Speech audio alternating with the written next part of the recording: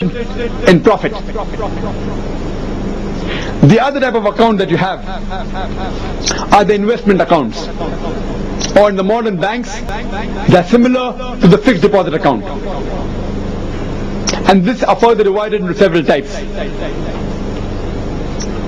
In the Islamic system, the Islamic banking system, you have the mudaribah, which means profit and loss sharing. That the person, the depositor, keeps an amount for a fixed period of time. The period of time may be multiples of 3 months. It can be 3 months, it can be 6 months, it can be 9 months, it can be 12 months. This example I'm giving you of the Islamic banking is based on the Islamic banking in Malaysia. The best banking that you have today, the Islamic banking you have today in the world, is the Malaysian banking. There is no better Islamic banking anywhere in the world than the Islamic banking followed in Malaysia. In the other countries, they partly follow Islamic banking, partly they don't. But the 100% system which I have in my knowledge, the only country which is following 100% to the minutest detail is in Malaysia. So this concept, I'm telling you, is based on the Islamic system of banking in Malaysia. In this investment account, that's called a mudaribah, you keep a fixed amount of wealth for a fixed period, maybe for 3 months, for 6 months, 9 months, 12 months, or whatever it is, multiples of 3 months. Some banks keep it for multiples of 4 months. This money in turn is used by the bank to do business with the businessman. So in the terminology, when you deposit your money in the bank, the depositor is called as Sahib-e-Mal, and the bank is called as Sahib-e-Amal. Here the surplus unit is the depositor, the deficit unit is the Islamic bank.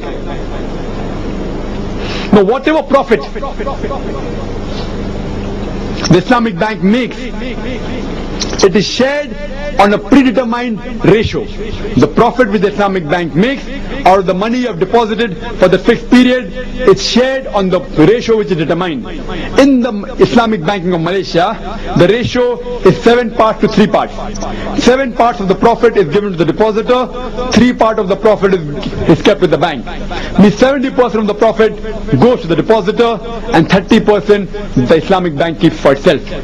For example, if you deposit 1,000 rupees in the Islamic Bank of Malaysia for 1 year, and the bank makes a profit of 100 rupees, so bank will give you 70 rupees of the profit and will keep 30 rupees of the profit. But naturally the capital also you get back, but the profit you will get 70%, 70 rupees, and the bank will give 30 rupees. If the bank makes a profit of 500 rupees, the bank keeps 30% of 500 rupees, that is 150 rupees, and gives you 70% of the profit, that is gives you 350 rupees. So bigger the profit, bigger is the share of the depositor as well as the bank. Lesser is the profit, lesser is the share of the depositor as well as the bank. It is profit sharing. If the profit is 0 rupees, the bank gets 0, the depositor gets 0.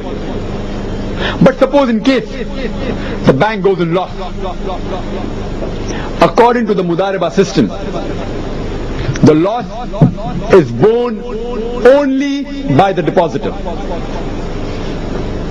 The loss in the business is theoretically only borne by the depositor. Means, for example, if you invest 1,000 rupees and keep it for 1 year, there is a loss of 100 rupees.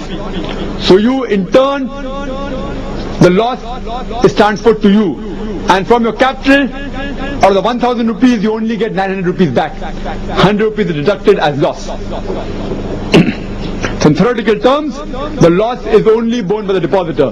But practically, even the Islamic bank is going in loss, because, but natural, they are paying the money for the administration, for the rent, for the salary, which is not taken into account. So but natural, even the bank is not going scot-free. even the bank is sharing a loss, though it is a lesser percentage as compared to the depositor.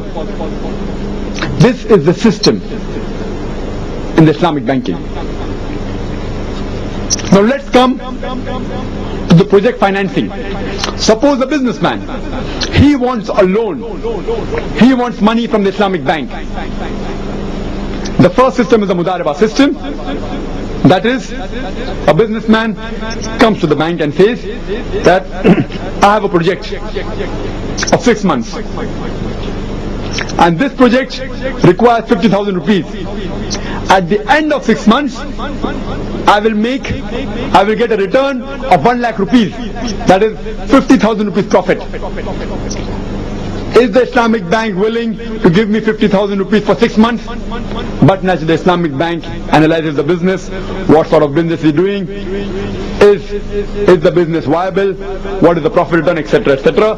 Then the Islamic bank and the entrepreneur and the businessman, they sit across the table and they finalize the ratio of profit that they should share.